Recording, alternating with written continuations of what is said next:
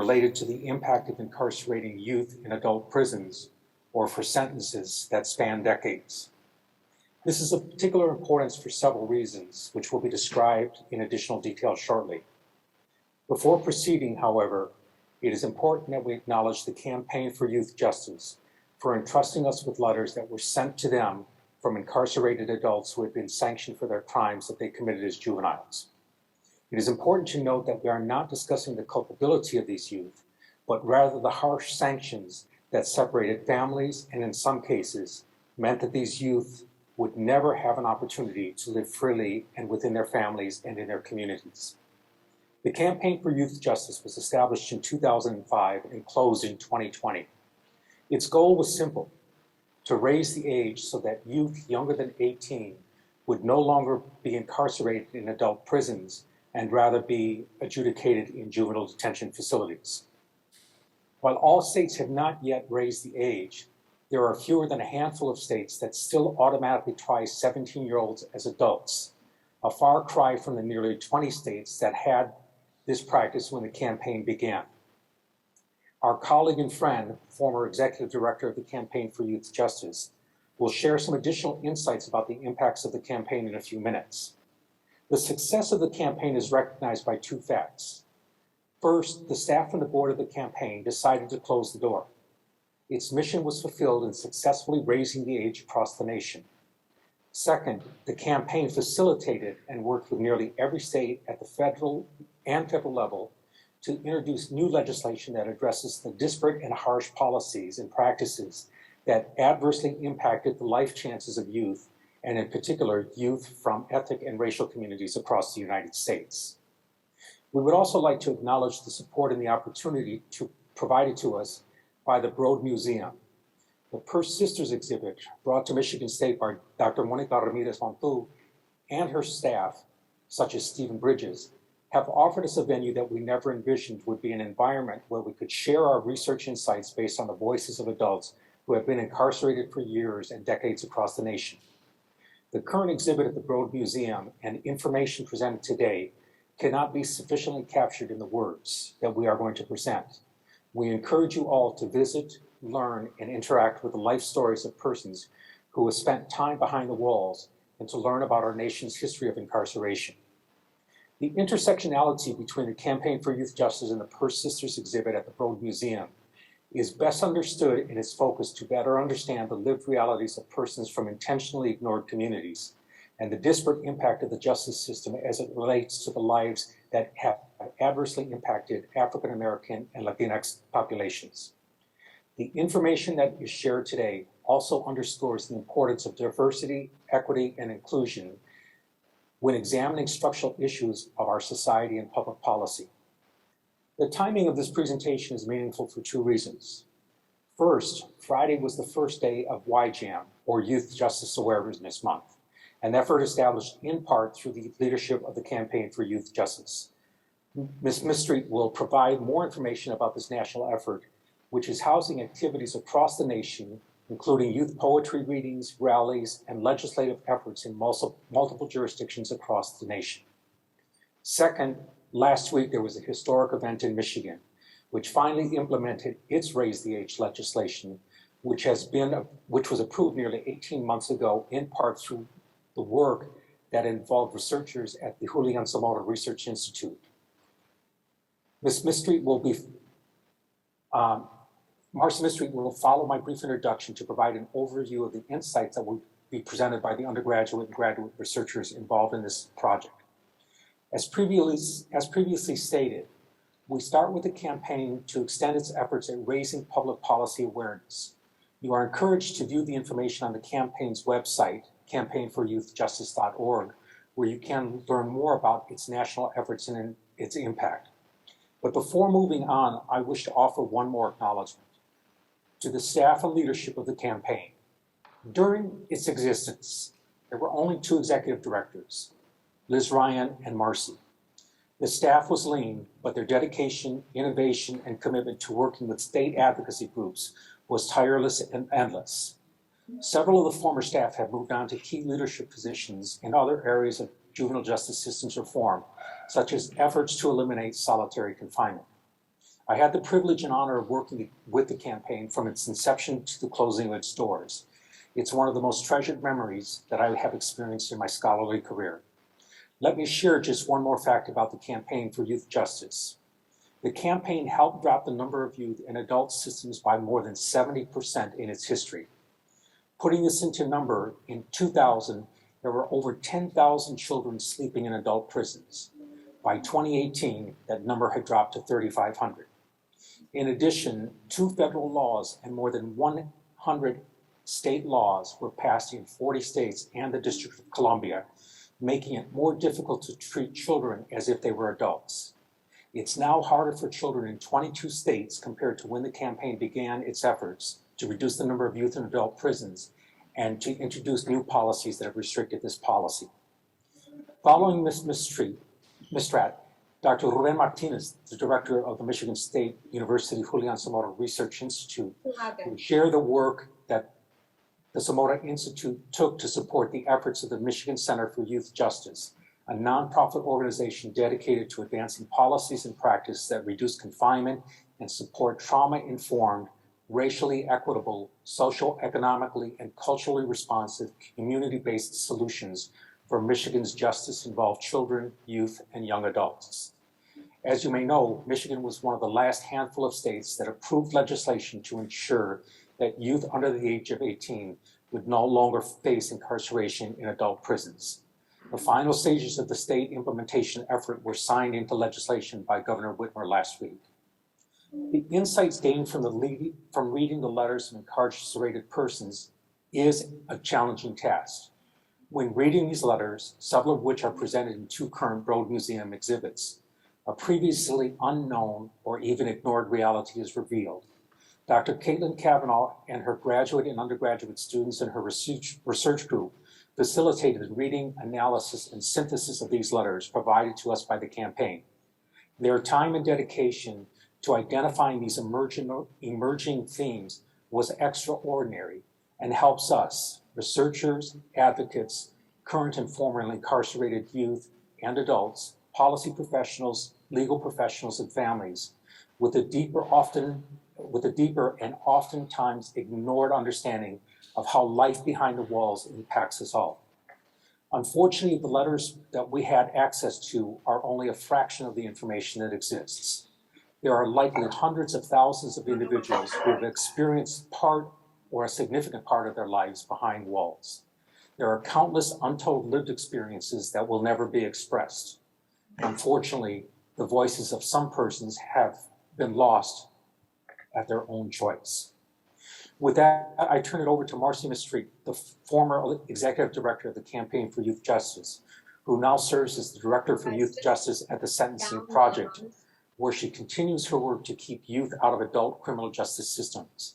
The Sentencing Project promotes effective and humane responses to crime that minimizes imprisonment and criminalization of youth and adults by promoting racial, ethnic, and economic and gender justice.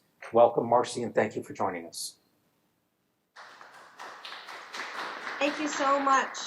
And I'm so sorry I can't be joining you all in person, because it would be so nice to be having touch points with so many of our allies from Michigan. And so thank you also with the patience of me being at home on a Sunday afternoon as a mom. I'm trying to keep the football behind me quiet, so bear with me, but thank you. Michigan State has been such an integral partner in these efforts, and I need to thank everyone on this phone, Chico that served on our board, as he said, for many years, but also led with a frame of human development and always pushed us to look at this work. Remember that it's not just young people who have committed very serious crimes at some points, but also to make sure that we are centering and preserving their humanness and the fact that they are part of families and communities that are also impacted by mass incarceration. I want to thank the Samora Institute Dr. Martinez, correct? Dr. Martinez's leadership wrote a very, very critical report when we were raising age to talk about the impact in Michigan that led to that law, and it was a very complicated law in Michigan, being fully bipartisan supported and passed. And then Dr. Cavanaugh, you and your students, who I really have to applaud for digging in. I really appreciate the work that they did to categorize those letters, because it was a yeoman's task. So thank you. When you run a campaign, campaigns are established, right, to have a very niche focus and a really laser focus on changing public policy. And when I took over the campaign in 2014, we were about halfway through the life of the campaign. And a lot of the early work, I have to put my hat off to the predecessors who went before me, Liz Ryan, Jessica Sandoval. There was a lot of people, April Turner, that really, really worked on this issue to raise awareness. We didn't even know how many children were in the adult system when the campaign opened in 2005. We soon found out through, and it was inconsistent data, but we did our best and estimated that number to be 250,000 children every single year were prosecuted as children in the United States. We found different ways to, again, laser our focus both on establishing these children as children and having a racial and ethnic lens on who was being targeted by these harsh laws and what their outcomes were. Needless to say, the outcomes were poor.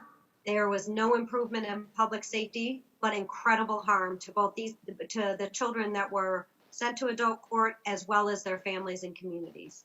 Victims were not healed, and communities suffered greatly. We were able, Chico took a lot of my talking points, so I'll just reiterate some of them, but we are most well known for raising the age. We are at a point 125 years after the United States established its first youth justice, its first separate juvenile court. We're at the first time in history where we only have 3 states left who have established an age below 18 as the age of criminal responsibility. And that's made a tremendous difference. And I have to say, no matter where I went, if it was in Mississippi, if it was in Missouri, if it was in South Carolina, if it was in Massachusetts or Connecticut or New York, the stories I always heard were the same. These kids are acting like adults. We should treat them like adults. We can't afford this. We have to build new facilities. It's going to cost us an arm and a leg. Not one legislator centered the children. And that was really humbling to me, because these are human lives. These are real kids. And I talk to them every single day and their families. And so when I look now and see, not only did raise the age make a difference, but it surpassed any expectation that anybody had in terms of returning childhood to these young men and women who were still in high school when they were charged as adults. We just got new numbers, and we are down to under 50,000 children a year, from 250,000 down to 50,000 children a year. That's an 80% drop in 10 years. Because the first law didn't go into effect till 2009. So that's an 80% drop. Without new beds, without new rising crime, because these children will be treated as adults for very minor things, other than a small handful of them. The second thing is that we worked with the federal government, and the federal government was important because they established what we call the floor, or the absolute minimum standards. And I'm going to reiterate that because there's 2 federal laws. One is called the Prison Rape Elimination Act. So if we think about that, our federal standard is that when we send children to adult facilities, we have to stop them from being raped. I want you to sit on that for a minute. That's the standard that the federal government has set. And that did put some parameters in place with financial incentives that helped children get removed, mostly from adult prisons. There are under 600 children in adult prisons at any one night now, compared to thousands when we opened. The second law is the Juvenile Justice and Delinquency Prevention Act. And that law goes into effect. There's a part that is jail removal. For 40 years, we've said delinquent youth cannot be housed with adults in jails. But because of the way we treat children who are charged as adults, we strip them of their childhood and automatically, by statute, consider them adults.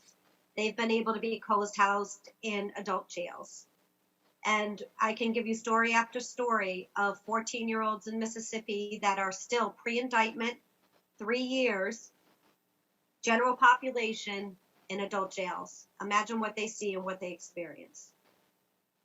So we are at a point now where the vast majority of states have said this is not okay, and these young people have been moved back. Michigan will work on that through the end of this year. They're not quite there yet. And then the third piece of our work, the third leg of our work, is really about that sense of automatic transfer. In the 1990s, there was a racialized myth called the myth of the super predator that called on every state in the union to take swift and harsh action against children who were engaging in violence. 43 states changed their laws as a result of this myth, and tens of thousands of children automatically lost their childhood and were sent to the adult system. Raise the age does not touch these laws. So Michigan still has direct file laws that says that children who are of a certain age, charged with certain serious felonies, the prosecutor, after just reading a police report, sends them to the adult system. There is no way back if they plead to something less. If their charges get dropped, that adult arrest remains on their record. So we still have a lot of work to do because 85% of those children are Black and brown. I want to call you to action because one of the things that was so special about this happening in October is that it is Youth Justice Action Month. And when I talk about the federal government having a pertinent role, on Thursday afternoon, the White House released a proclamation in support of Youth Justice Action Month. And this is important because we have President Biden, who was actually one of the designers of the really punitive laws in the 1990s. We have him going on record saying this has to change. And he talks about using an appropriate developmental framework. He talks about second chances in the proclamation. He talks about ending the racialization of children as adults in our criminal justice system. He's poured already millions and billions of dollars into prevention and has supported a $100 million investment to close youth prisons. So we can all, the message of this year is that we can all learn and we can all change, and we all need to be engaged in ensuring that these children are seen as children. I'm happy to announce that we currently have 5 states advancing direct file legislation, 4 states in the district. The District of Columbia, Maryland, Pennsylvania, Florida, and Alabama this year are all going to have legislation to end the direct filing of youth into the adult system. That's incredibly important, even though there are still other ways that children can get into the adult system. At least this way they will have a full hearing. They'll have legal representation. They'll be able to engage their parents in the decision making before a juvenile court judge makes the very serious decision to charge them as adults. Lastly, before I turn this over to Caitlin and her team, because I think that's why we're all here, one thing that the campaign did long before I got there was to center the voice of children and adults. We have heard from Brian Stevenson through his work in Just Mercy and all of the incredible work that he has challenged through the Supreme Court, that in order to change these laws, we have to get proximate to people who are impacted by them. And we work across the continuum. We work with children, we work with their families, we work with grown men who were charged and spent decades in prison for crimes they committed as children. And we work with victims and survivors of the violence. And universally, across the board, we hear that this doesn't work. Research has proven it. Yes, research has proven it, and we know that children who are treated as adults are more likely to recidivate with more serious crimes because they are exposed to such violence in the adult system. So capturing these words, as Caitlin and her students have done, is incredibly important.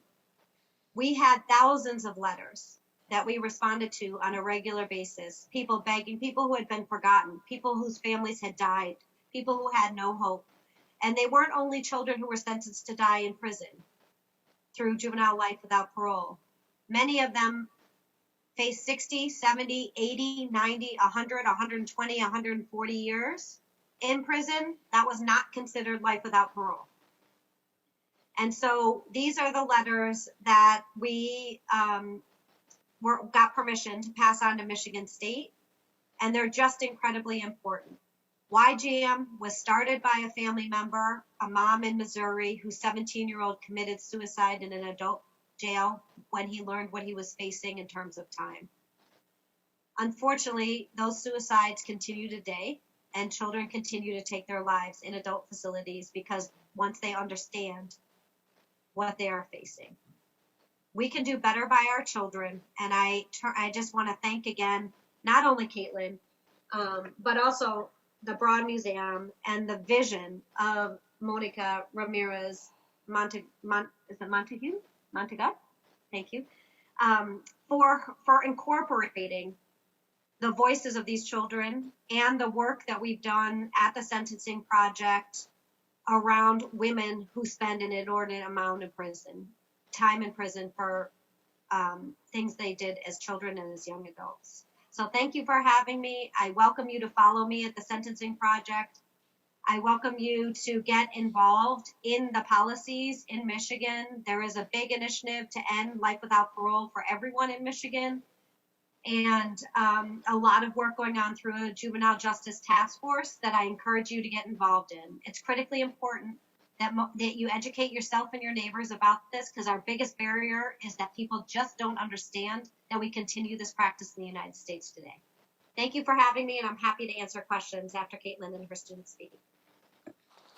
Thank you, Marcy. And before we turn it over to the wonderful group of graduate students and undergraduate students that did the analysis, we're going to have Dr. Rubén Martinez from the Samora Institute talk about the initiatives that supported the Michigan legislation, and then we'll come back and put the voices of youth to this initiative.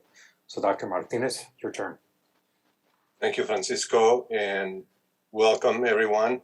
I apologize that we can't be with you there present, but I'm glad that we're able to do this virtually and that you can hear the accounts that we're going to present.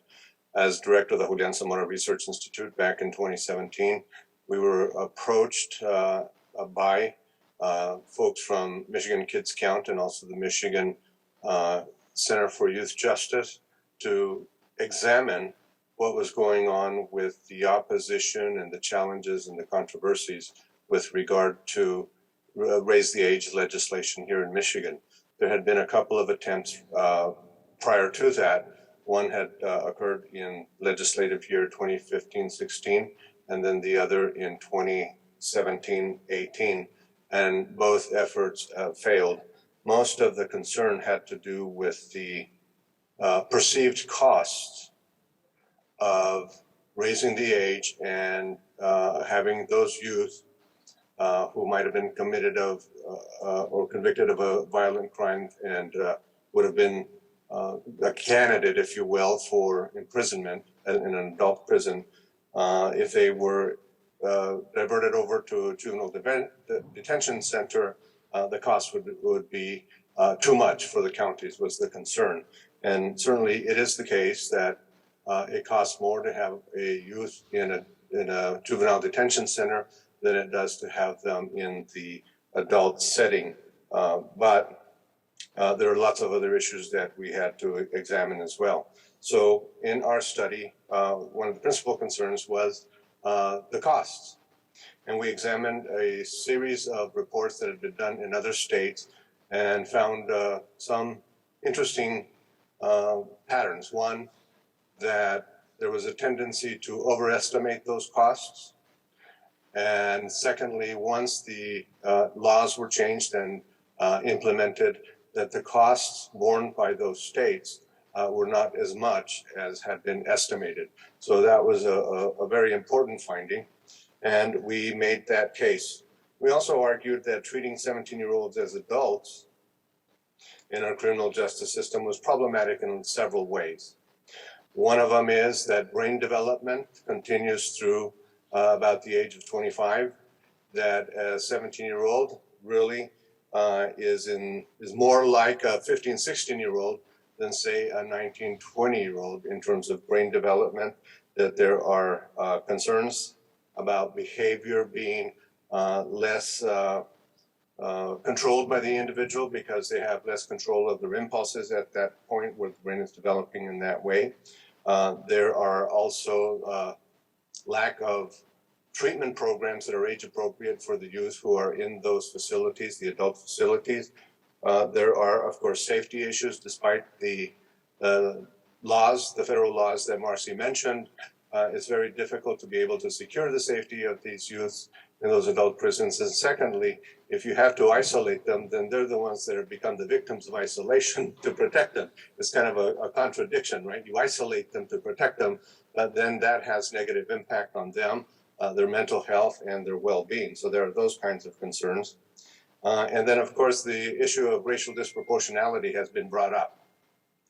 That has to do not only with the disproportion of youth of color in these kinds of settings, but also the way that they are sentenced. There's disparities in sentencing. And, after this report came out, we released it in 2018, we sent it to legislators and so on. Some adults who are in Michigan's prisons contacted me. They were putting together a desktop publication that included some accounts of who they were. They had all of the accounts were by individuals who had been sentenced as youths to an adult prison. They were still there. They had committed violent crimes and so on. But they wanted to provide an account of their lives there and how they had turned them around and so forth. So they asked me to write the foreword to their publication. And what I did was to look at a particular case that had taken place in Texas back in the 60s. And this was the son of one of the communication leaders for President Lyndon Johnson. What this young man did, a white youth, was he showed up to his class, I think it was maybe the 9th or 10th grade, I forget, and he killed his teacher in front of the entire class. What happened after that, he went through the whole process and so forth, but in the end, he was allowed to live with a family and not in any detention center. He was allowed to transfer to another high school. He was allowed to receive outpatient treatment, psychiatric and psychological treatment. And in the end, he was allowed to go to the University of Texas at Austin.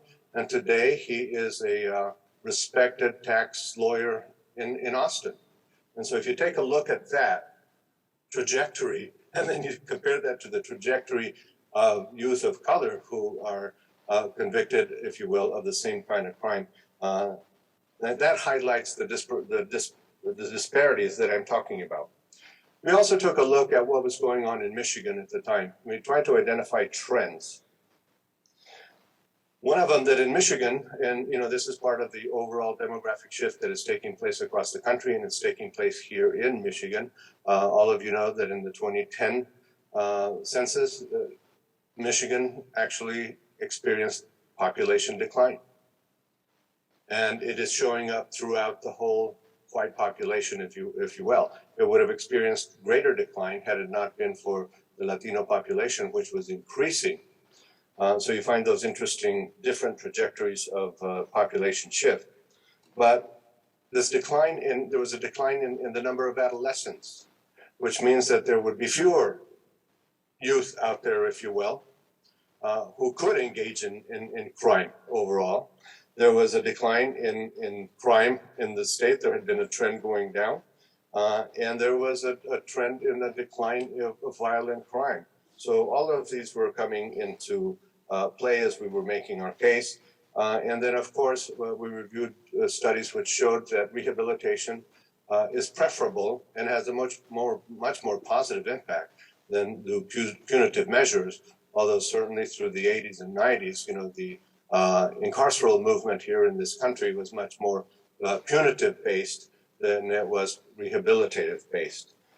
So at that same time, in 2017, there had been a shift in the school code having to do with suspensions and expulsions, we made the case that that revised school code, which was intended to reduce the numbers of suspensions and expulsions, that would lead to fewer kids becoming disconnected from societal institutions. So here what we're talking about would be youths from, say, ages 16 to young adults, age 24, who are neither in school and neither employed somewhere. They're just out there disconnected from our core institutions, and that the appropriate and effective implementation of this code would lead to fewer youth being out in the street, if you will. And that, when we consider that reduced recidivism occurs when they are not in the adult system, but rather in the juvenile system, that would be a benefit not only for the youth, for their families, but for the entire community, for the entire state. It would lower costs, and we would have greater opportunities for these youths once they left the criminal justice system to be able to earn higher wages, to be able to make a more decent living, that they would not have a record of stigma that would be following them as an adult prisoner, if you will. So we had all of these kinds of issues, but we still have some remaining issues today. We found back then that there was a lack of data on those youth who are in our detention systems, and certainly we cannot find good data on the basis or using standard categories of race ethnicity. The official data simply are not there. Those were removed back in the early 90s, and we need to go back to a system where we can, in fact, find out who is in prison and find out in accordance with standard categories of race ethnicity. We also know that these youths are burdened by core costs and fees, and that this follows them. We have to be able to address those issues, and this can only be done through the legislature. That's important. We also need to ensure that diversion from detention facilities themselves occur so that the youth are sent to community assistance programs.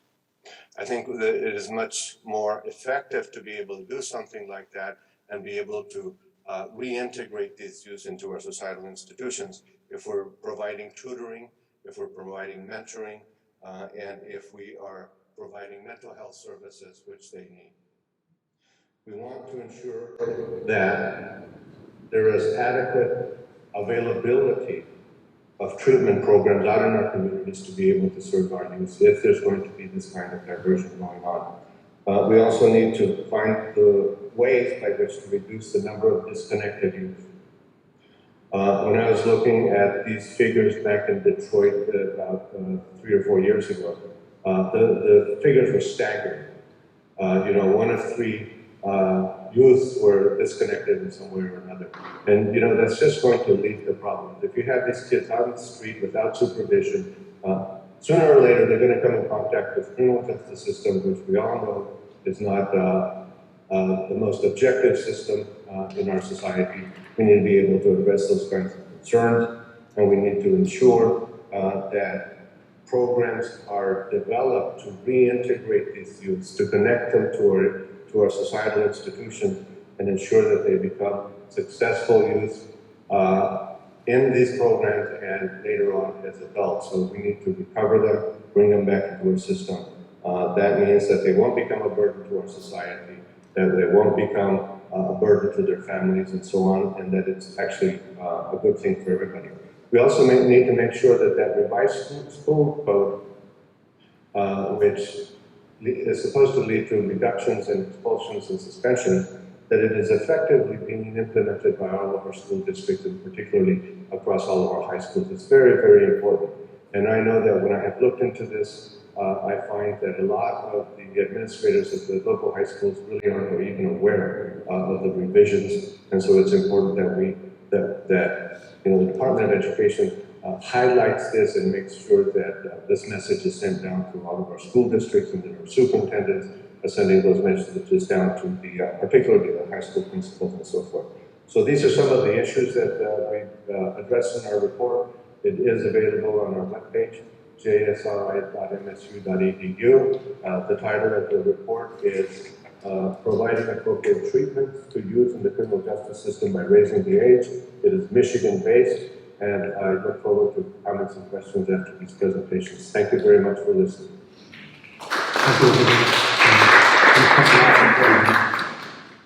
Presenting the big 10,000-foot picture. And now we have the opportunity to turn it over to some emerging scholars who, through the guidance of one of the most exciting young researchers at Michigan State, Dr. Caitlin Cavanagh, to really begin to focus and laser in on how these experiences of how we have systematically mistreated young persons and affected the lives of themselves and their families and the communities in which they are. So, Dr. Cavanagh, please introduce your lab and the work, and I know Marcy and I had goosebumps when we first saw some of the preliminary findings, and so for us, this is, we hope, as exciting as some of the exhibits that you can visit at the Broad Museum during this exhibit. So, Caitlin. Thank you so much, and thank you to all of you for joining us this afternoon. I'm Dr. Kate Cavanaugh. I'm an assistant professor in the School of Criminal Justice at MSU. My background is that of a developmental psychologist and a juvenile justice researcher. It's truly an honor to be part of this program, and I just want to thank everyone at MSU Broad, the Youth Equity Project, the Campaign for Youth Justice, and of course the letter writers themselves, the individuals who wrote the letters, for helping to make this exhibit happen and be so successful. I run a lab called the Adjust Lab, Adjust meaning Adolescent Development in the Justice System, and that lab brings together both community partners, such as local court systems, but also undergraduate and graduate student researchers. So I have a really vibrant student research team, 3 of whom you're going to hear from today, which is really exciting. And the student research team that worked on this project, they read over 150 letters from individuals who were incarcerated as youth. And some of the letters are on display here in the Broad, but obviously it wasn't feasible to highlight every single letter in the exhibit. As a side note, I truly hope that all of you have a chance to read the letters that are on display. I find them to be incredibly powerful. I know while I was reading them, I had to take many breaks just to process what I was reading in the letters. And so I think it's great that everyone has the opportunity to read some of the letters. But anyway, our goal as a research team was to find themes that emerged across the letters to better understand the common experiences of youth incarcerated in adult facilities. And the theme finding process that we used was synergistic, collaborative, and iterative. The student research team made notes about key passages in the letters that they read in a shared document, and then connected their notes to others' notes, and we'd go back and reread certain letters or certain passages, and in the end, we were able to identify 6 themes across the letters. And while not every letter reflects all 6 themes, these are 6 topics that we really found to be core to youth experiences when incarcerated in adult facilities. So I think there's a pamphlet available that also lists these themes if you're more of a reading person than a listening person, but I can tell you that our themes were, number 1, youth are developmentally different and therefore fundamentally less culpable than adults. I teach a juvenile justice class at MSU, and this is a point that I often try to drive home to the students. So it was really stark to me how well these individuals, through their letters, could understand this basic fact that it seems that sometimes legislators do not. The second theme was youth who are prosecuted in adult courts are often ignorant of their legal rights and have inappropriate legal representation or are pressured into plea deals. The third theme was that violent, overcrowded, and isolating prison conditions are antithetical to rehabilitation. And I know Dr. Martinez spoke on that a bit. The fourth theme was that youth who are detained in adult jails and prisons are acutely vulnerable to violence and abuse while incarcerated. The fifth theme was that youth who commit serious crimes are often victims or bystanders of violence, or were raised in dysfunctional environments. And the last theme was that people who've been incarcerated for crimes that they committed as juveniles are capable of transformation and aspire to contribute to society in a positive way. So after we identified these 6 themes, the student researchers then contextualized each theme in both research and policy. So first, they did a thorough literature review on recent research related to each one of the themes. And then second, they identified national and state level policies, court cases, legislation that also spoke to or reflected those themes. The student researchers put a ton of effort into this process. I mean, 150 letters, some of the letters are, 10, 20 pages long. And so I'm just really proud of them and their hard work. And I'm grateful that some of them were able to join us today to speak a little bit more about their experiences, to give a voice to these letter writers, and also just to further describe some of the themes that they uncovered. The 3 students that we have with us today who will present are first Casey, then Maddie, and then Marcia. So we'll hear from them in that order. And again, they'll be reflecting on their experiences and describing what these letters can tell us about the experiences of these youth. So I'd like to bring Casey up first.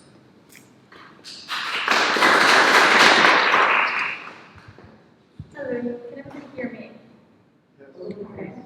Hi everybody, my name is Casey Orr, and I am one of the MSU undergraduate students who worked on this project.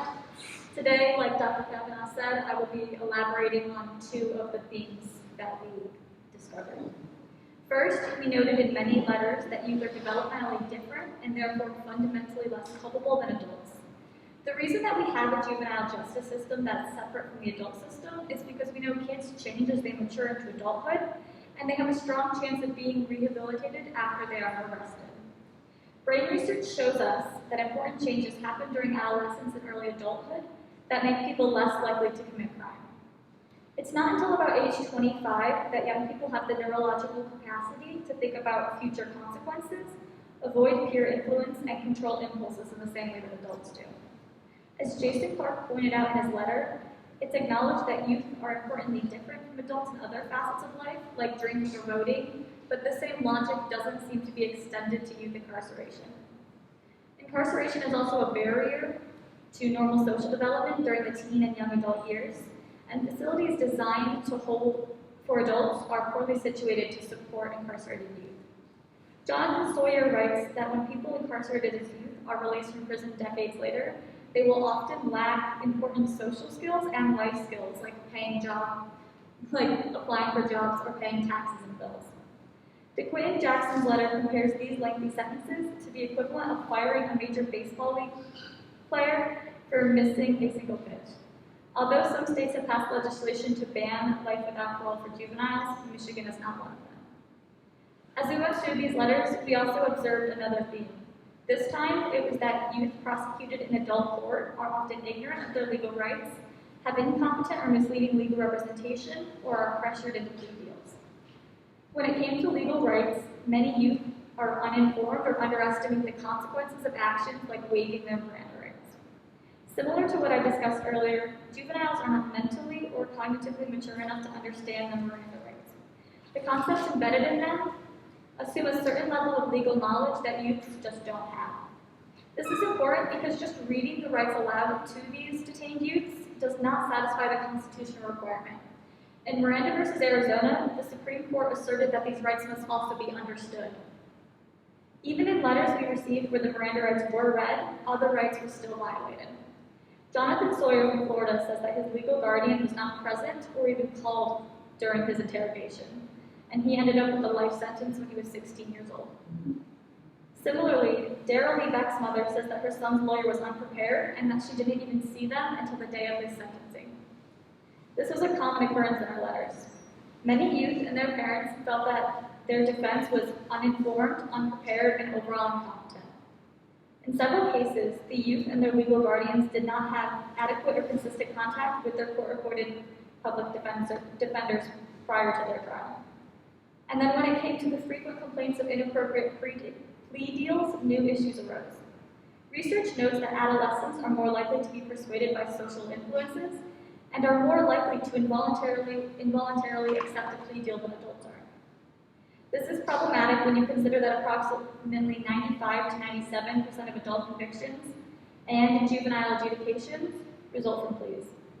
Overall, there are many legal and moral repercussions that occur when youth are in the adult criminal justice system. Juveniles do not have the amount of legal knowledge that adults typically have, and they can easily be misled or persuaded in these settings. In these letters, we saw that when juveniles are prosecuted in adult criminal court, the developmental distinctions of their youth are often forgotten and their rights are violated in the process. Thank you. Thank you so much, Casey. Next, we're going to hear from Maddie. Maddie, if you'd like to come on.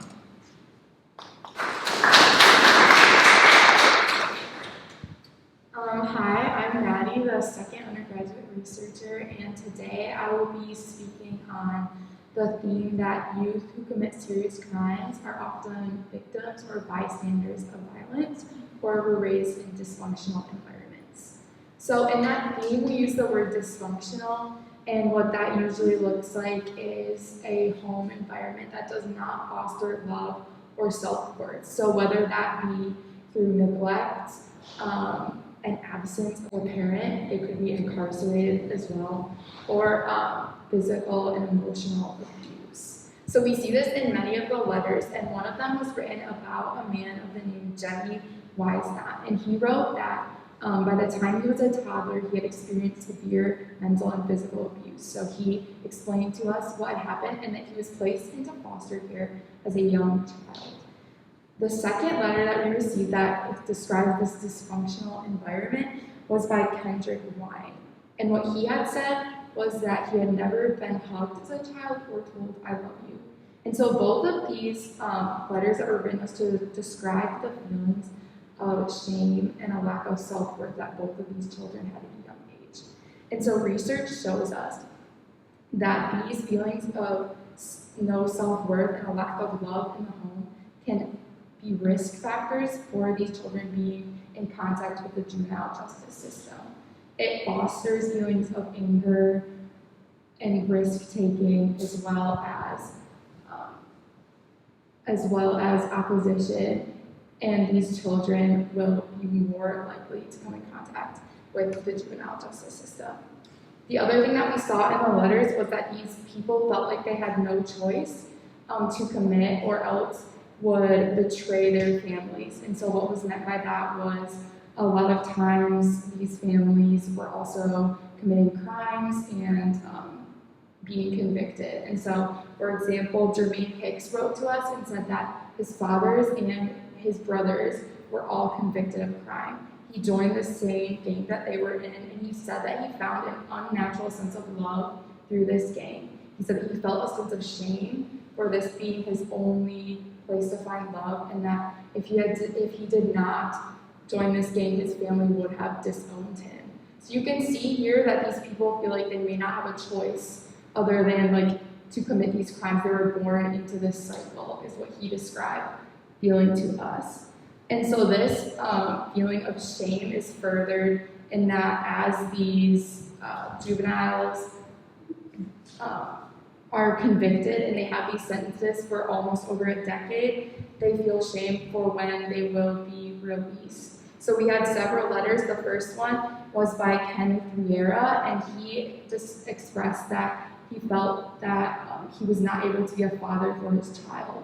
He expressed shame for when he would be released back into the public, that he would not be able to find a job to support his child because of the shame surrounding being convicted. And we see that this is supported by research. So for example, in the 2014 article by Eddie, he said that lower family income, parental depression, inappropriate and inconsistent discipline, youth problem behaviors, and serious delinquency are all correlated with parents being incarcerated. So you can see that when a parent is absent or not present in their child's life due to being incarcerated, this gives the child a higher risk of being incarcerated themselves. Through this, we can see that policies that prevent these parents from getting jobs when they're released or being incarcerated in the first place, and shame that surrounds living in a dysfunctional environment do contribute to these youths being convicted.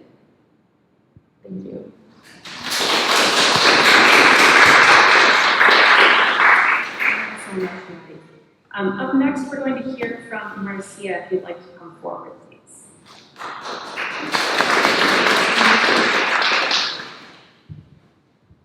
Hi, my name is Marcia, and I'm one of the student researchers as well.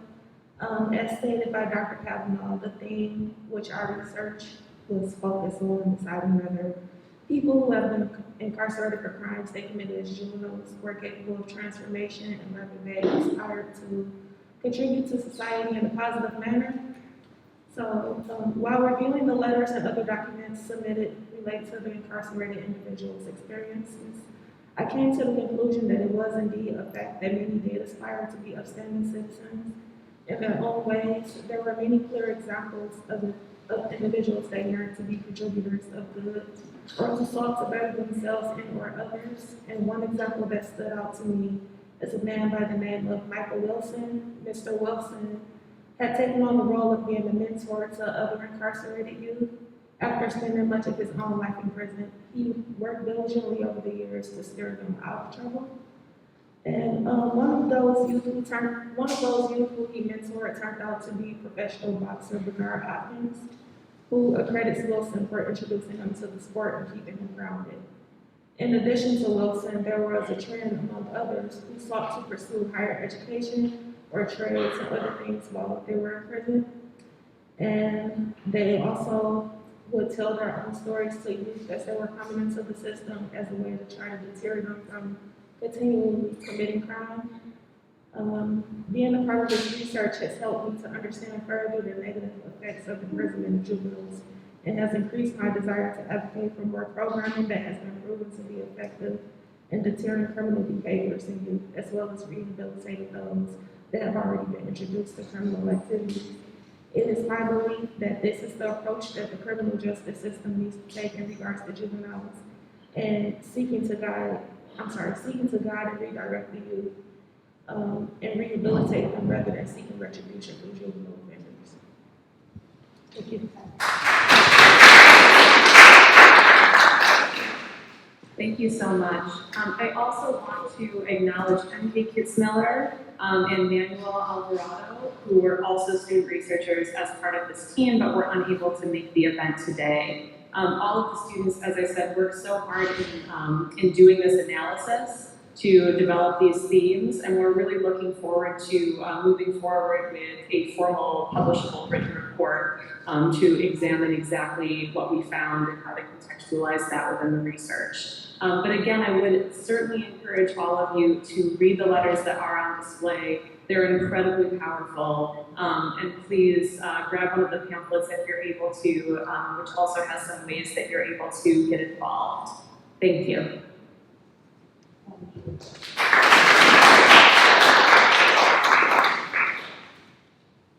So with that, we're open for any questions or discussions that anybody would like to pursue. Please, I see one hand raised. And actually, yeah, if you wouldn't mind, just because that helps us record it all. Sure. Thank you all for bringing this, because I did research on my own, and I was stunned with the facts that I found out. I was an interpreter, and I was called from refugee.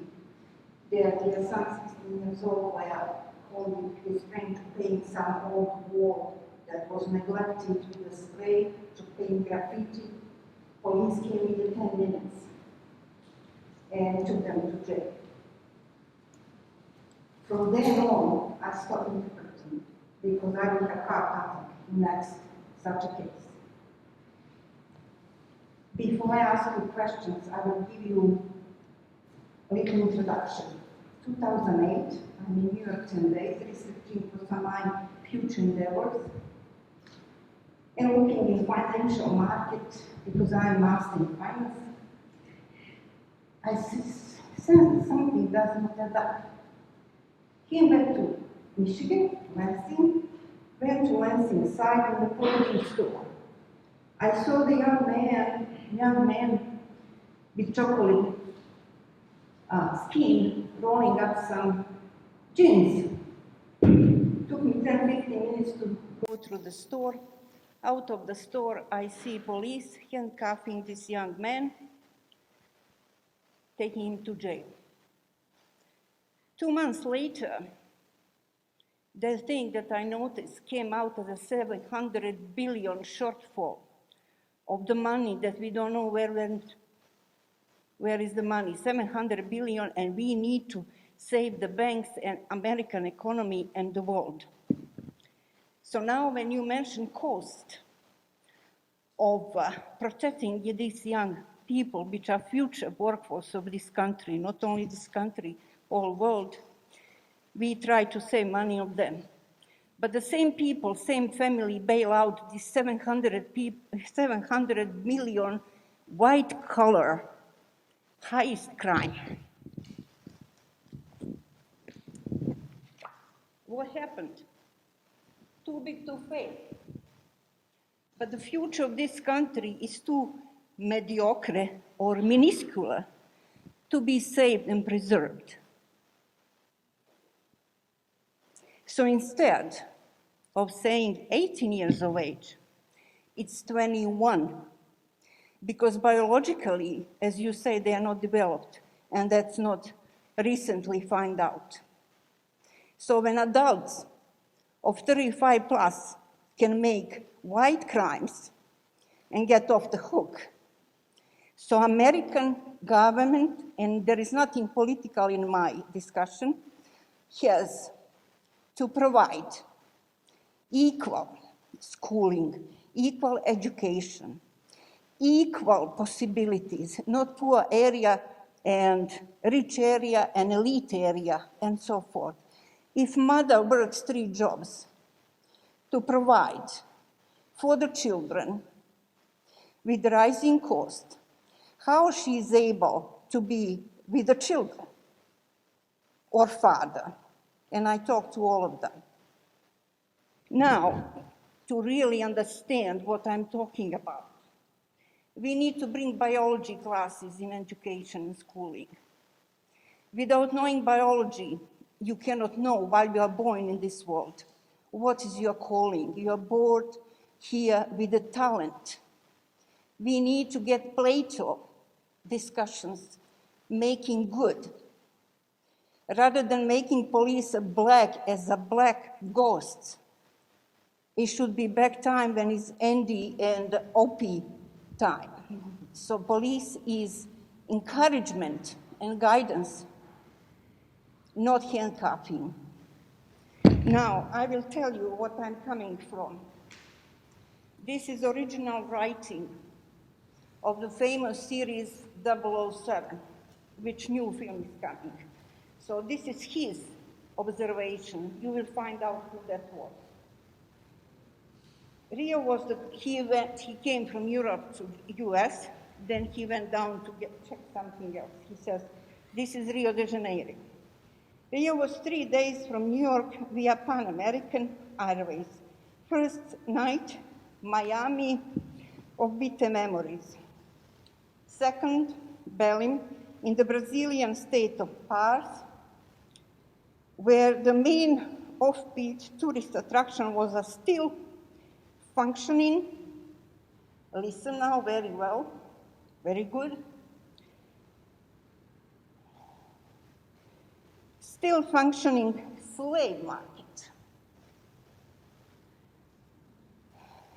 Men, girls, and young boys penned in wooden cages for sale at a few dollars a head, a reminder of concentration camps on the other side of Atlantic.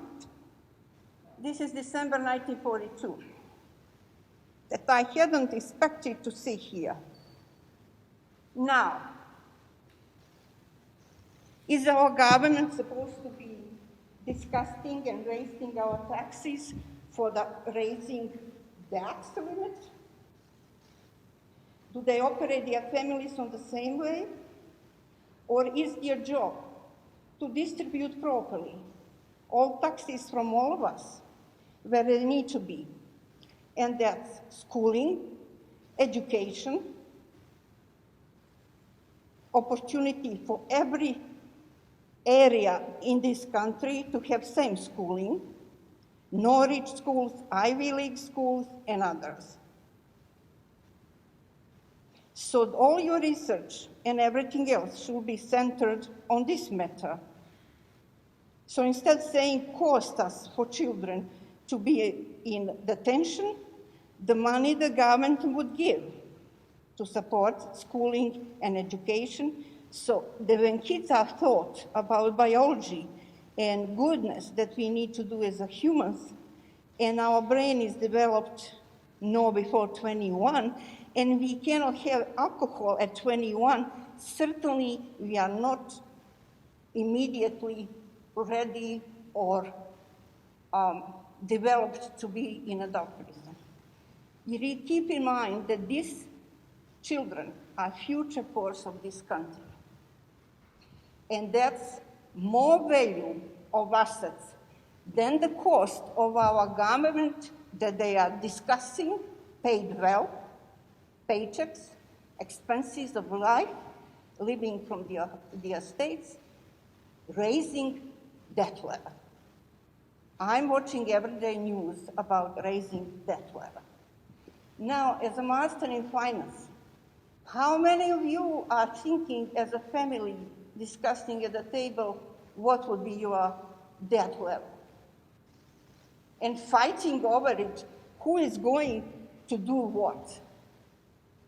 And my grandmother, who lived through 6 wars, 2 majors, would nix them, all of them, in a second, with 3 words. That's what she would say.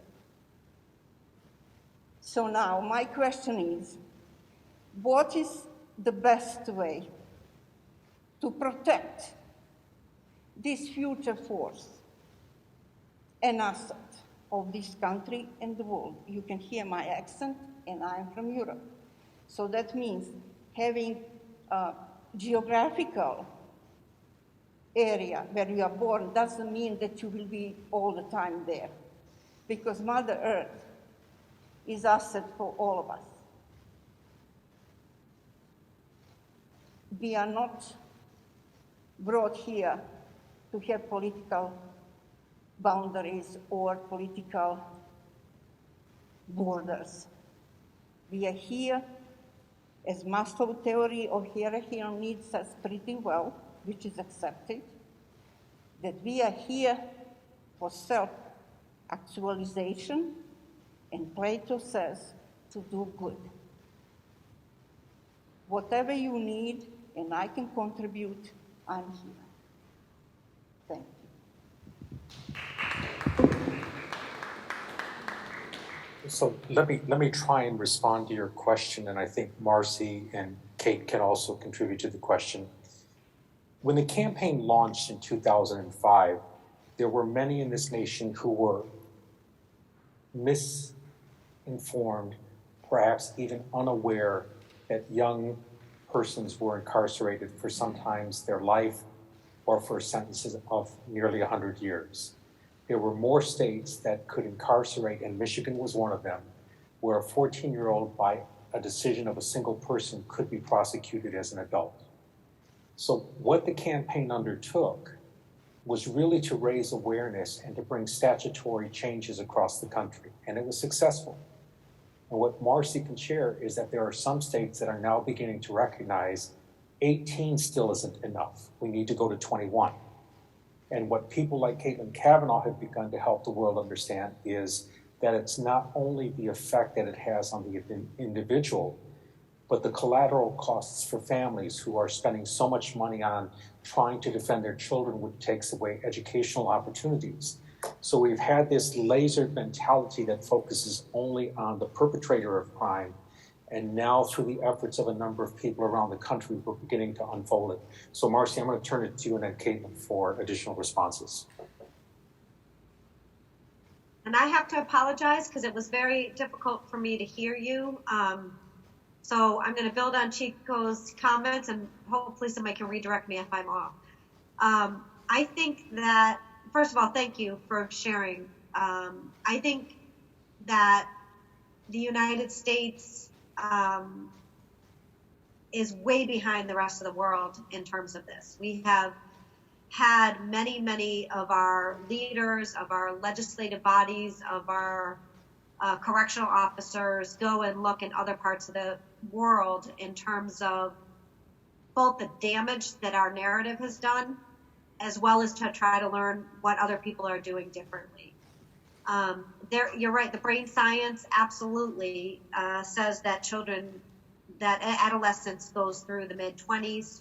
We know that lines up very much with what we call the desistance curve. So we know that, once people hit that 24, 25, their engagement in unlawful behavior drops very rapidly. There is movement.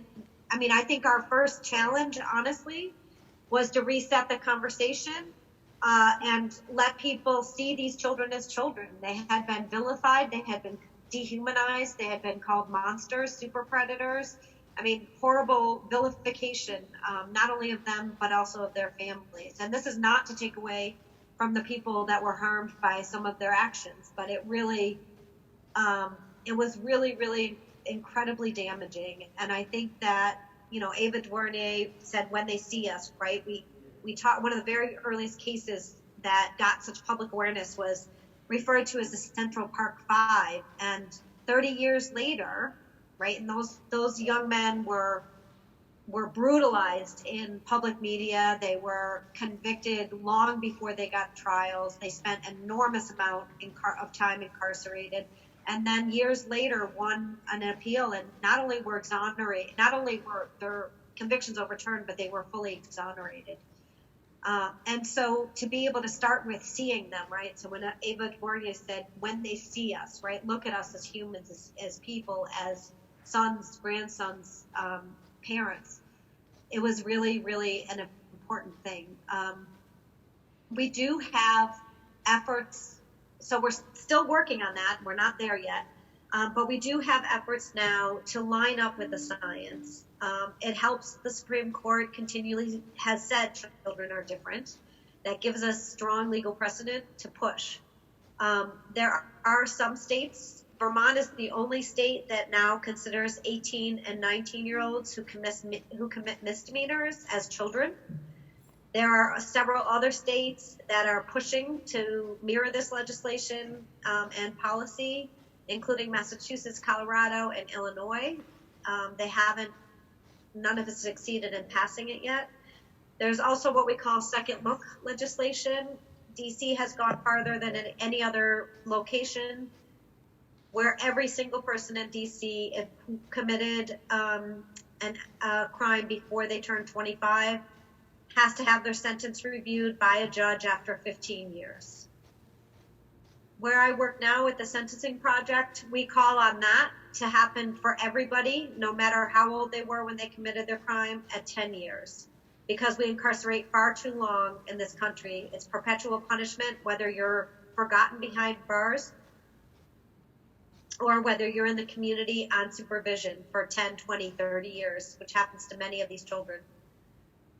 Lastly, I want to just say we regularly, when I was at the Campaign for Youth Justice, would write to and testify in front of the United Nations, whether it was their Committee on Children Deprived of Liberty, whether it was on their committees for racial and ethnic justice, whether it was on the confinement over incarceration of children. We repeatedly submitted testimony and were shown over and over and over again what an outlier the United States is. And it's incredibly dangerous when the United States leads on issues of criminal justice around the world, because we are absolutely last. We remain the only member of the United Nations who has not ratified the UN Convention on the Rights of the Child and who still does sentence children to die in prison. So I thank you, and I agree with your points. Yes, thank you so much. This is a very fruitful line of discussion, I think. I have two things that I'd like to add from a research perspective. The first one speaks to your point about costs. So recently, the results of a study that I've been part of for 10 years now called Crossroads, recently the initial results were published. And this is a study looking at youth who were arrested for the first time for a low-level offense. So something like petty theft, vandalism, maybe a simple assault. And importantly, these youth who are arrested for the first time across 3 different states in the United States, they were arrested for crimes where the judge would have discretion whether to process them formally or informally. Informally means basically you might have to do something at probation, but basically the case is eventually dismissed, whereas formal processing is much more of what we think of traditional juvenile justice processing. So these youth were matched on all of their demographic characteristics, all of their risk factors, anything that you could think of that might explain differences in offending, such that the only difference between these 2 groups of kids was whether they were processed formally or informally. And importantly, formal processing is much more expensive, whereas informal processing, basically the case gets dismissed, that does not cost nearly as much to the state. And the results of this study were fascinating. They found that the youth who were formally processed were more likely to reoffend, more likely to be incarcerated, more likely to reoffend with a more serious offense, more likely to engage in violence, less likely to graduate from high school or to continue their education, which we know later has financial repercussions in terms of lifetime earnings. And so basically the results of this study, this 7-year study, were that long term, this more expensive intervention of formally processing youth actually leads to worse outcomes for youth. So I think your point is very well taken that sometimes we're directing money to the exact wrong places. And we see that in juvenile justice as well, even within the juvenile system, without even bringing into it the cost of the adult court system.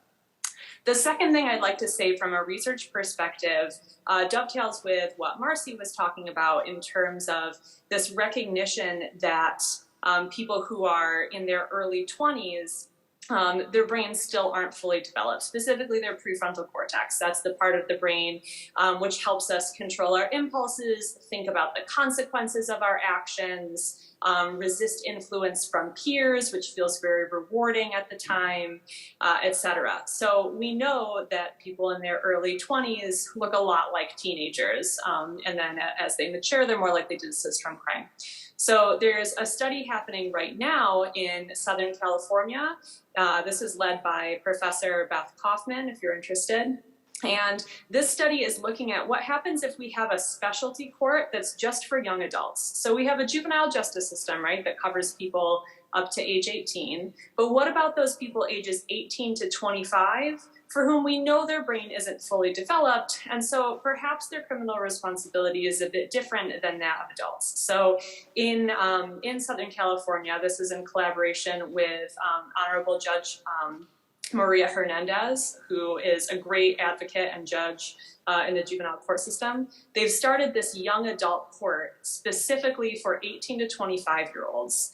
And the study will track youth who are processed in this young adult court compared to people 18 to 25 in the state who are not given that option. So elsewhere in the state, they would just be sent to adult court as usual. But in this one jurisdiction, they have the option of this young adult court. So the results of the study, once the study has completed, could show us perhaps that sort of model might also be effective. So just as Vermont has raised the age of juvenile court jurisdiction even higher than 18, another model that some places might begin to consider if the research supports it is having these specialty courts for young adults, just like the juvenile justice court is a specialty court for minors. But again, I thank you for your question. I think you brought up a lot of great points. These are really complicated issues from a policy perspective.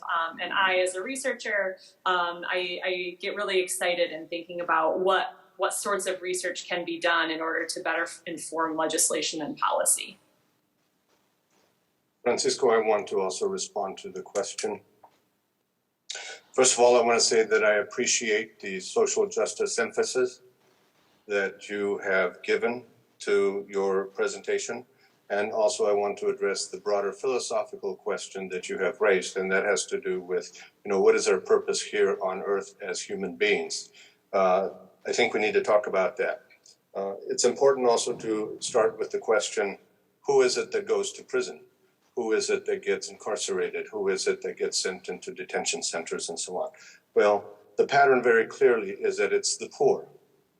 It's the poor, and particularly persons of color, Just the example that I gave earlier about the young white man who had sort of that privilege, killed a teacher in front of his class and still had the opportunity to go on and receive treatment and educational opportunities that all of these other ones seldom ever get.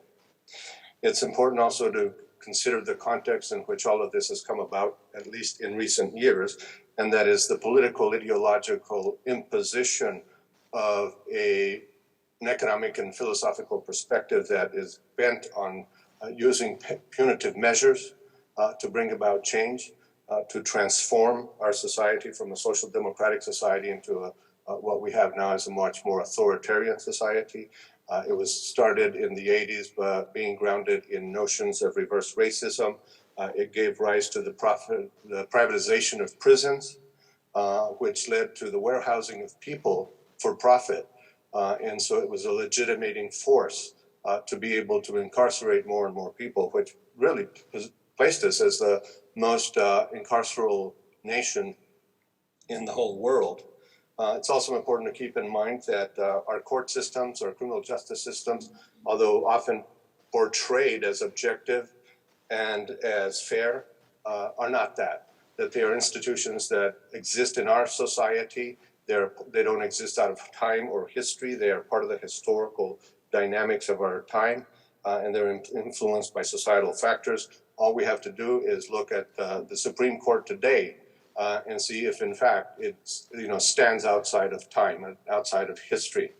It's important that we also recognize that the solutions that we're talking about here are relatively small. They're big in the lives of individuals that they impact, but they're small in the sense that we're not transforming the structure of society that is producing all of these outcomes.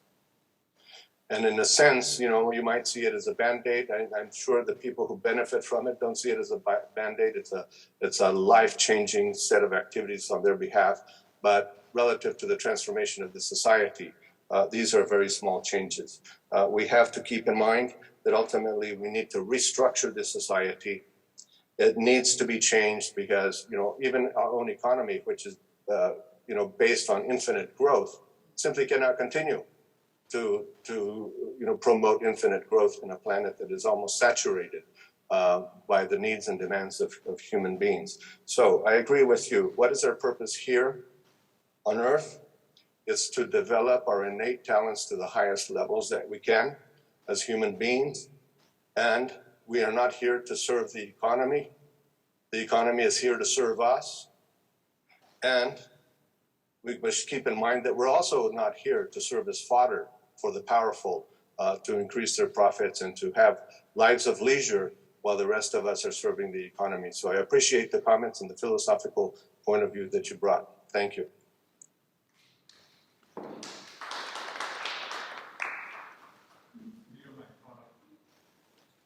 Another question. A very simple question. I wrote it so that I don't go around. Does your research reveal or give special attention for immigrant youth coming from another culture or from a different legal system?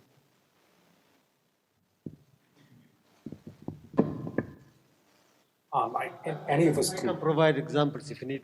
Yeah, any of us can give a response to that question. The letters that the campaign had collected did not necessarily have a number of immigrant youth, so we're not able to really focus in or laser in on the issues that immigrant youth confront in this nation. We know that with some of the current immigration issues that are being confronted, that immigrant youth are being overly criminalized, just like youth who are born in the United States. And so it's not that we don't want to pay attention to immigrant youth, it's that we don't have the data in this round of information to really provide some more substantive feedback on those issues. If I can just add a couple points, because I think that this is particularly important. After the last 4 years, we worked very closely with our allies in immigration rights. The narrative that immigrant youth were coming here gang involved, with particular attention on MS-13, that there were incredibly harsh sweeps to collect and focus on, again, the same dehumanizing words we heard, right? Taking away the fact that these young people were coming to the United States to seek asylum in many cases, and in many cases unaccompanied minors. The government data shows hardly any of those children are under the age of 18, and the numbers of people obviously who come to this country and engage in criminal activity is extraordinarily low. It does go to, we did a lot of talking and a lot of educating, I will say, across the aisle, whether people were Democrats or Republicans. There continues to be an othering that happens, and I feel like I'm sharing that because I feel like that's the same thing we did in the 1990s with these children, right? We made them others, we made them not children, we took away their childhood, and I feel like that same risk is happening now. I think what is incredibly unjust and alarming is that these children that are coming here have oftentimes really been exposed to very high amounts of violence, and they are coming here to seek asylum. And the fact that our response has been to criminalize them when none of the data shows that they're committing crimes at higher levels, it's still an absolute rare exception, is horrific. And I, work very closely with our immigrant rights allies to make sure that this doesn't continue to happen. I will just point out one thing, and then I'll turn it over if somebody else wants to share. First of all, the data that really, the little data we do have does not support the narrative at all, and we need to insist on that, right? These are children, they're coming here to seek asylum, they're coming here, and we should be reuniting them with families and not putting them in carceral situations. We worked really hard there because we've reduced youth incarceration in the United States by so much. There are a lot of empty facilities, and we pushed back and got people connected across issue areas to ensure that youth prisons that had been closed were not being used and contracted to house immigrant children. It is completely unjust, a human rights violation. It should not happen. It absolutely should not be happening. And successfully got contracts closed in Virginia, in Connecticut, and in California. And third, I will say that the DREAM Act as presented in Congress, and this oftentimes does not get acknowledged enough, did put bans on rights to citizenship for children who were adjudicated delinquent. Now, there was a hearing that young people could petition for that would, after the denial of DREAM Act status. But we did a lot of education on the Hill because people, again, the legislators did not believe this despite the data that we presented them. And I will say that this past year, we did have 26 members of the House object to that ban being in place. Now, we all know the DREAM Act didn't go anywhere in the Senate, but it is something we have to be very, very hyper vigilant to, because the racism, the xenophobia is alive and well, and we need to protect particularly vulnerable children and families that are coming and being displaced in their homes for so many reasons here. Thank you. Yeah, I just add, Chico's correct that based on the analysis that we did of these particular letters, I'm not sure that we have much to say about immigrant youth per se. However, just in my own research, as a person who researches the family context for youth, remember that even youth who might have been born in the United States and so are naturalized citizens in that way, they might have family members who are immigrants, particularly undocumented, for whom exposure to the court system could be really problematic. So for example, if you are a youth who gets arrested, which is relatively commonplace given what we know about adolescent risk-taking, but you have a parent who is undocumented, once you've been arrested, then they might have to interact with court actors, which could be something that they generally try to avoid. right? So as not to have their documentation status revealed. So that's something that I see in some of my other research. The other thing that I'll say is relating to the themes. You can imagine how immigration might play a role, particularly in the theme that we talked about of youth feeling unrepresented, not understanding, etc. If you have parents who are not proficient English speakers, then that's one less set of adults that you have in your corner to help guide you through this process, right? We often assume that parents will help their youth through the justice system process and provide some level of expertise, advice, help. But if your parent isn't able to read the court summons, you know, this in another language, this really thick legal language that they might not be able to understand, then those youth are at a disadvantage in the system in that way. So I challenge everyone to think about issues of immigrant youth, not just in terms of the youth's own situation, whether the youth themselves are immigrants or not, but also about the broader family context, because even youth who are born in the United States but come from immigrant families might be at a disadvantage in a lot of ways. I can add some comments as well. As I mentioned earlier, data is severely lacking in terms of who is in our facilities. We can't even get good numbers in terms of the standard categories of race ethnicity, much less by native born and foreign born and so on. But let me take it to a higher level in terms of perspective as well. We have to keep in mind that history is like a river. Processes continue long after events have ceased to occur, and that a lot of this harkens back to the civil rights movement in 1965. We had immigration laws that changed the quota systems, if you will, in terms of immigrants, opened it up to other parts of the world beyond Europe, and so people started coming in from what was then called third world countries and so on. But there was also, this backlash to the civil rights movement, which has continued and finds different forms in present-day society. But it's important that today we recognize that we have a highly xenophobic country that is nativistic, and that it has criminalized immigrants. Today, the largest and the fastest growing segment of prisoners in our federal prisons are immigrants. They are the fastest growing segment. It's important that we also keep in mind that in a xenophobic historical moment, that racial profiling by police of youth, which has been occurring across time, is more intensified today, so that we can expect that under these types of conditions, we're going to see that disproportionality occur, and that there will be these kinds of disproportional outcomes.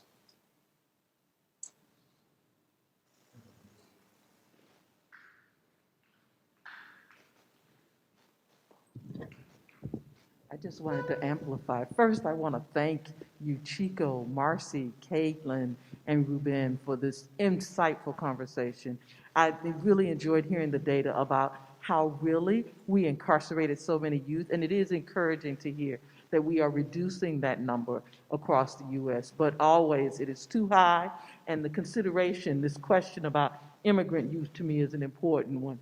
Rubén, you talking about the issue of the civil rights and immigration and this issue of profiling. To me, it says the issues that we have with the racial profiling of immigrant youth. I think specifically about Diallo, right? Who was an immigrant from another country, and he was here, and he did not know how he would be perceived because of the color of his skin. To really amplify some of the issues Caitlin raised as well, his mother did not understand also the racial dynamics in the U.S. She didn't understand the language, and it really only worsened his entire situation. And I think really immigrants are going to grapple with a more difficult situation. And if somehow we don't have translators, not only translators to translate language, but the culture, the unfortunate social culture of the U.S. for immigrants, we're going to catch so many more of them. With this issue of child separation, to me, it only plays into the family processes, to me, that you've raised, Caitlin, that the families are separated from their children, they feel powerless. Chico, how are we going to advocate for these families to give them the resources, right, to compete with powerful people in advocating for their children. I'm just so gratified that you all are raising this important issue. Please continue to challenge us and tell us how to join you, right, in reducing youthful incarceration. Just wanted to add some of those points. Thanks. Thank you, Stephen.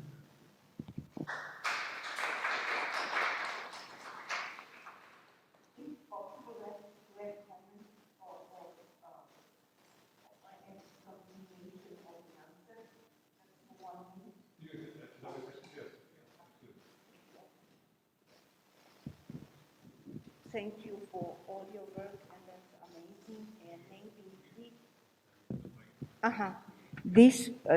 thank you for all your work, of course.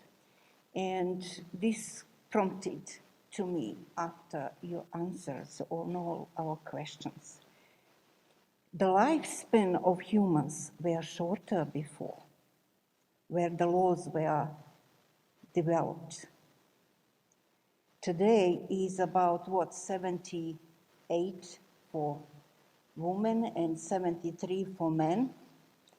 So maybe if you add this to the work that you're doing, this law for juvenile justice should be calibrated with that.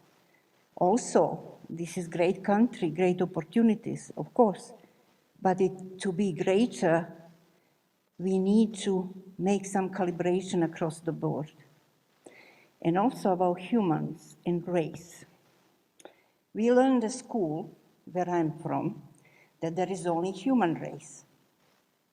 What we call black, yellow, white, or whatever race, it's only conditioned by geographical areas and climate that humans had to survive. So the black color comes from high percentage of melatonin hormone, which is natural filter for sunlight. That's how we have so-called blacks in Africa, and whites that are almost transparent skin in Scandinavia. So I would like also to, you as academics, kind of point out that misinterpretation of human race is wrong. I mean, interpretation on human race is wrong. There are only humans, and the color is only prompted or caused or consequence of the geographical area and climate where certain groups of humans were living and still do live. That's all. Thank you so much. Any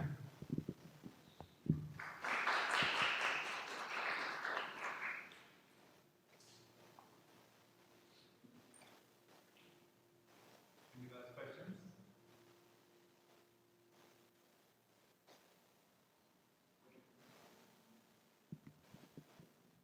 Well, I think Francisco, Marcy, Kate, and Rubén, I think we are done with the questions. I don't know if you have any final last words. I have one final thought, Stephen, for all of you that are there at the Broad Museum. One of the things that Marcia brought up in her comments as an undergraduate, as one of the students that was involved in the analysis of the data, was the comment that incarcerated youth have aspirations for a normative life. And I just want to ask everybody to take a moment to go up to the second floor, to go to the room that looks at life sentences, and to look at the intricate artwork of these individuals who have been incarcerated for years upon years, and ask yourself, where do these individuals get the training to do the type of intricate work in the paintings and the drawings that are exhibited, and even in the letters, because what you begin to see is the innate humanness and the expression of what life behind the wall really means to them and what they're looking for in the long term. I think I spent maybe 20 to 30 minutes, and I probably wanted to spend 20 to 30 days just reflecting on what's in that room. And I encourage you to go and reflect on that and some of the ideas that we presented. And again, I want to reiterate to Caitlin and to her lab a profound appreciation for the immense amount of work that you put in to bringing to life the meaning of what this is all about. So thank you.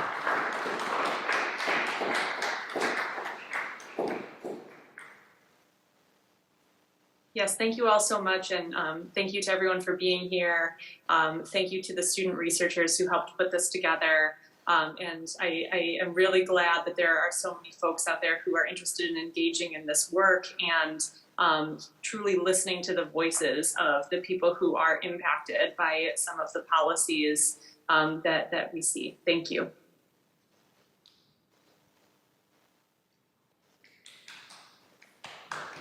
All right, well, yes, I want to make sure to thank you all, Francisco, Marcy, Kate, and Ruben, and also Casey, Maddie, and Marcia. It's been such a pleasure to have you all with us today. Sorry, we just have a pop-up on the screen. Forgive us. But yes, it's absolutely humbling to sit in this space and to learn from you all and hear your perspectives and to learn from you all as well, the students and your voices. So yeah, I can't say thank you enough. So a true pleasure. I hope everyone enjoyed their evening or afternoon here at the museum. We are open, to Francisco's point, we're open for another an hour and a half. So feel free to explore and otherwise experience the museum, and check the calendar because there are many more events coming up at the museum, also addressing issues of incarceration this fall, and we hope to see you back here. Okay, thanks everyone.